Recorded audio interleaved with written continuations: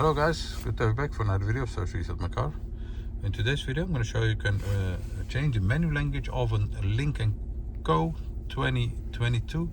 This is a model from 2020 till 2024, and this is how you reset, how you change the menu language. First of all, ignition is turned on. Press and hold the start button without pressing on the brake pedal. Then we have these two dots over here. This means that there is another page on the right side, so you can scroll to the right. Then you need to go to the settings area, scroll down,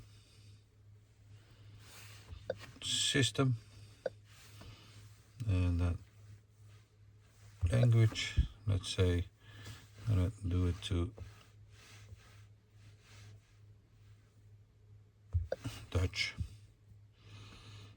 and you'll see that after a few seconds it will change to Dutch.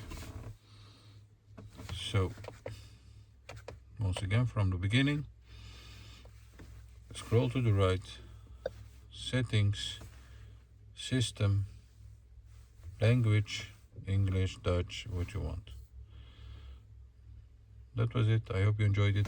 It helped you resetting or changing your Lynk & Co language. Thanks for watching. See you next time. Bye bye.